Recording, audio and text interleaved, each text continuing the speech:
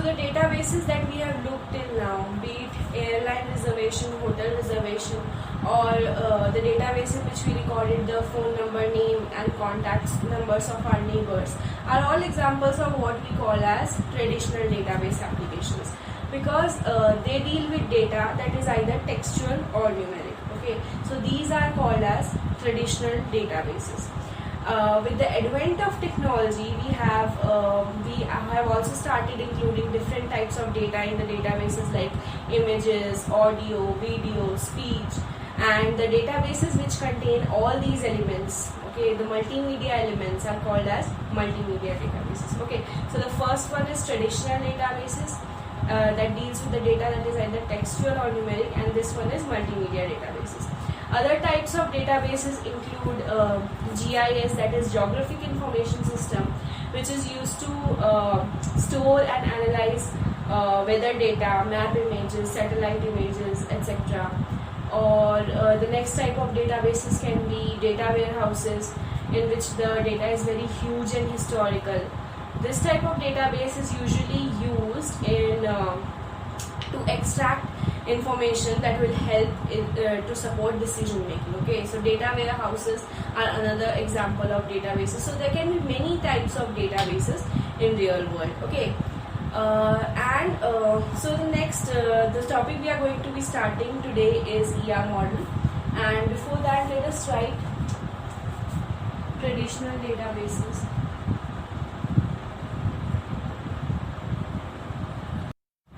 Traditional databases, these deal with data that is either textual or numeric data. Okay. Next type of databases that we saw is multimedia databases.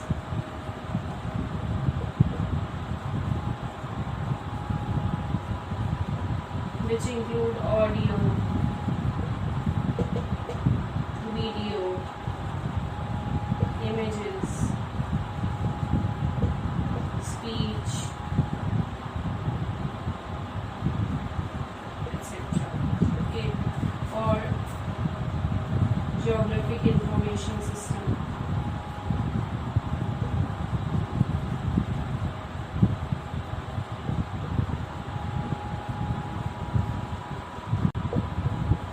That is GIS, or data warehouses,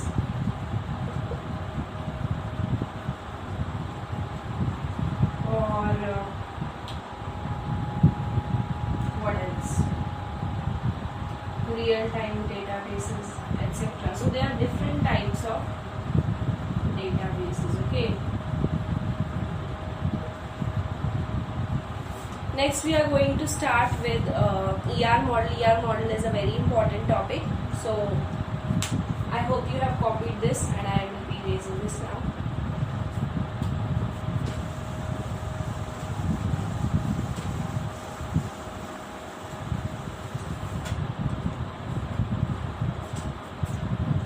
ER model stands for Entity Relationship Model. Okay.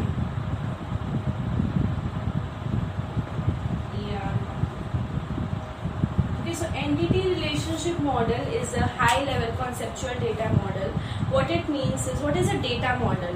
Data model is a collection of concepts that can be used to describe the structure of the database. And this is the formal definition of data model.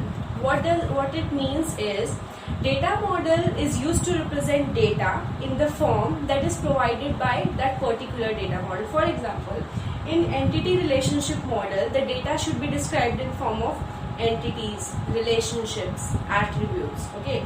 Then there is some other type of data model like relational model. In that type of model, the data is modeled in form of relations. So whatever concepts are provided by the data model, in terms of only that concepts we need to model the data. Okay, and the data model can be so let me write the definition of data model. Okay, so it is not a part of ER model. ER model we will see. First of all, let me write about data model. It is a collection of concepts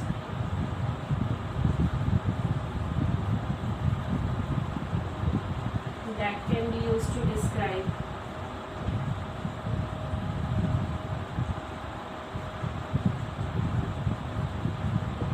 the structure of the database.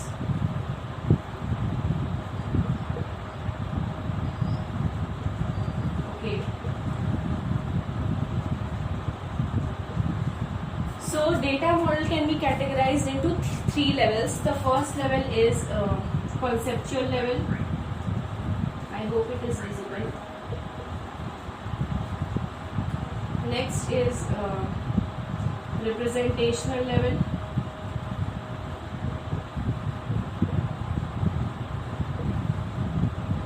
And next is physical level. So in the conceptual level we have ER model. In representational level we have relational model. Okay.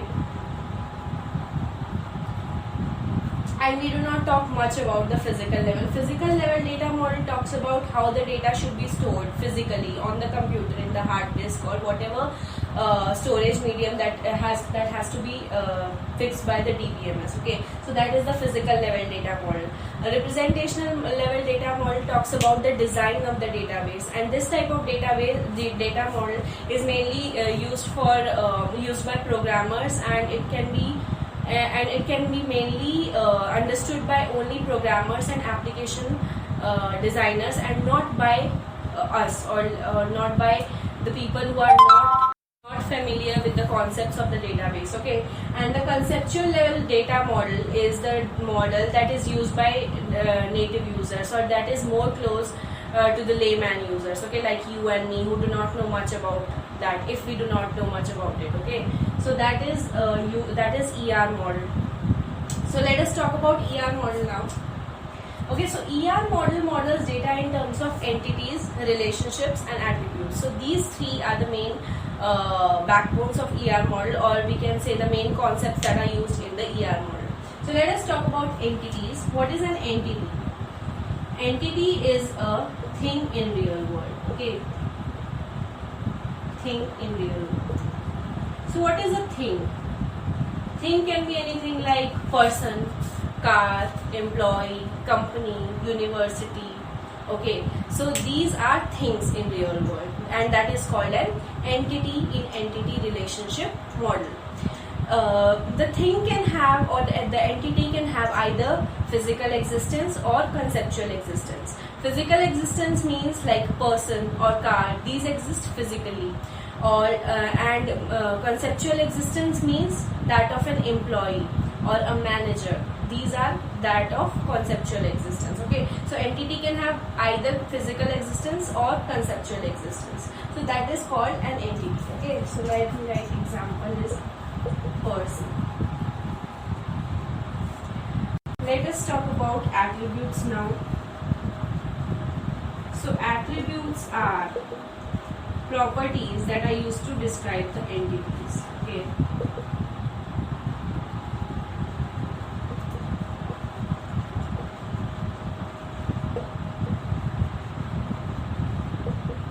Okay, so the properties of the entities are called as attributes. For example is name, age, address, phone number. These are all attributes because they are used to further describe the entity. Let us say they are used to further describe the entity person. So these are the attributes. Okay, or let us say in case of a company, the attributes will be company name, company number, or many other such attributes that we want to account for in the database. Okay, so that is about attributes. The next important thing is relationships.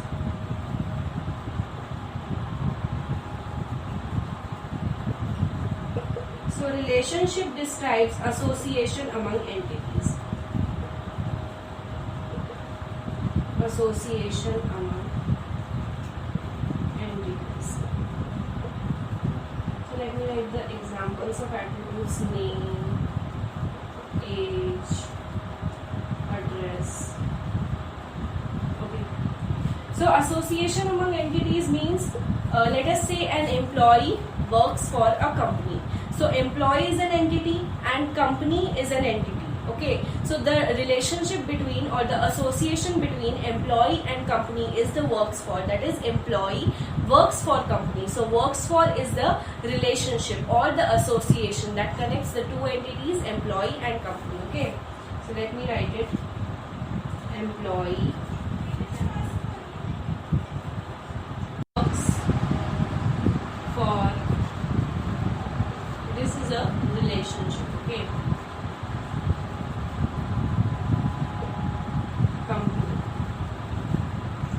That is about the basic three concepts of the ER model. Okay, now we are going to be looking at various other things, the types of attributes, null values, and let me rub it. Have you copied it down?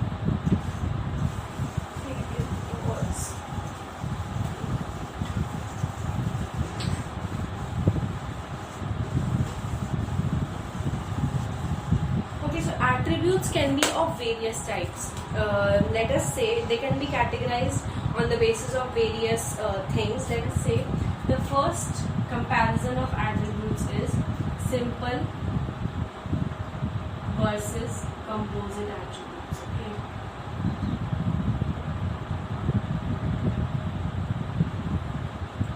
So simple attributes are the attributes that cannot be divided further.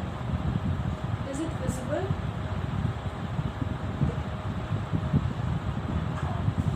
Simple versus composite attributes. Okay, so simple attributes are the attributes that cannot be divided further. Okay, and they are not composed of any other attributes. Composite attributes are composed of many simple attributes. Okay, example of simple attribute is age. Now age cannot be divided into many attributes. It is therefore called a simple attribute. Composite attribute example is name. Name is a composite attribute because it can be decomposed into two other attributes, or let us say or three other attributes. Let us say we only decompose into two other attributes, first name and last name. Okay, so name is a composite attribute which is composed of simple attributes F name and L name. It can also be that this particular attribute can also be composite and it is composed of other simple attributes, so there can be a hierarchy in this case. Okay, so that is about simple versus composite attributes. Next kind of classification is stored versus derived attributes.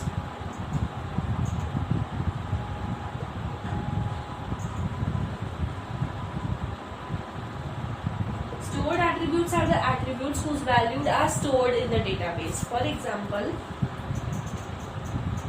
date of birth. The date of birth of a person may be stored in the would be stored in the database. It cannot be derived. Date of birth cannot be derived from any attribute, right? Can you derive the date of birth of a person? No. So date of birth has to be a stored attribute. Derived attributes example is age. So if you know the date of birth and the current date or the present date or the date today, then we can calculate the age of a person. So age can be called as a derived attribute. Okay, derived attribute. And date of birth is a stored attribute. So that is the stored versus derived attribute. Next thing is single value versus multi-valued attributes.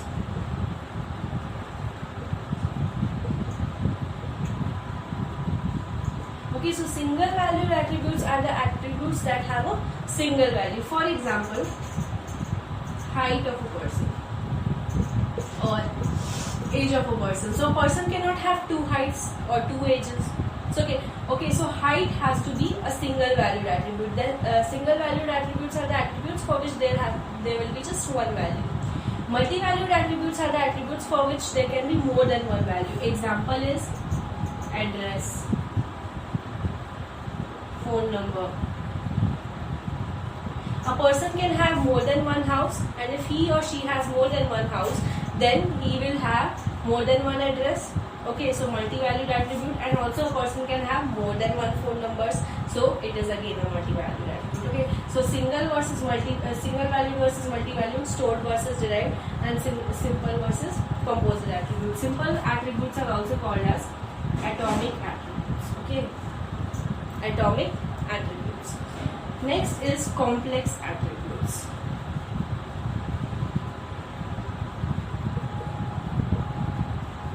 So complex attributes are the attributes that are both composite as well as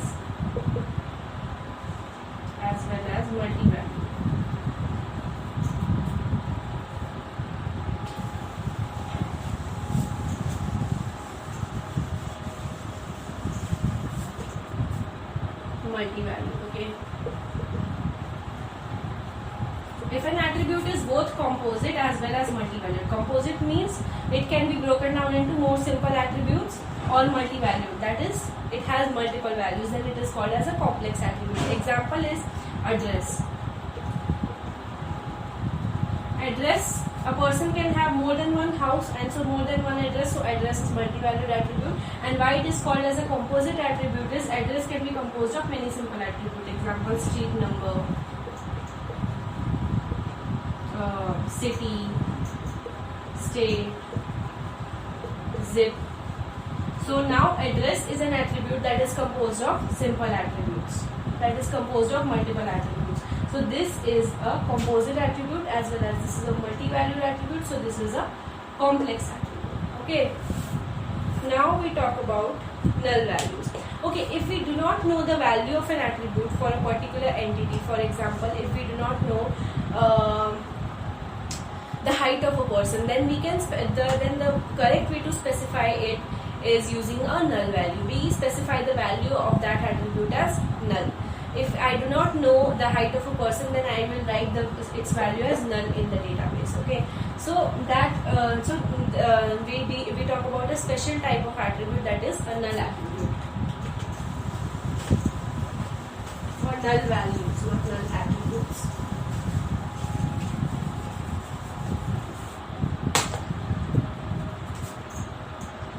Null values. So null values are used in two cases. One case is that not applicable. Okay. This is for a person, for attributes which may not be applicable to a particular entity. For example, if a person, for example, the attribute college degree. If a person did not go to the college at any point of time in his life, then the college degree attribute for that particular person will not be applicable. That this attribute is not applicable to that particular entity. Then in that case we will specify the value of such attribute as null. Alright, and then the second type of null value, then the other case in which we use null as the value of an attribute is when it is unknown. If we do not know the phone number of a person, then the correct way to specify it in the database is in the form of null. We write the value of that particular attribute as null. So unknown can also be classified into two types: exists but unknown.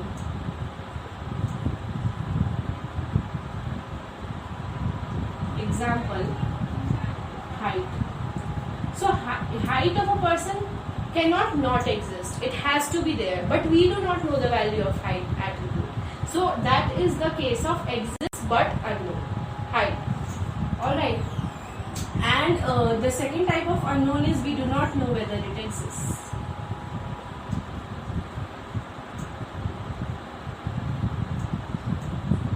We do not know whether it exists or not. Example, phone number. So phone number may be applicable to a person, but we do not know whether he has a phone or not, or we do not know his phone number. So that is the case of we do not know whether it exists or not. So these are the two cases in which we specify the value of an attribute as null. One is not applicable and one is unknown. Alright, so this is it for this particular video, and we will see further concepts in the further videos. And if you like this video, then please don't forget to press the like button and subscribe to my channel for more such videos. Thank you.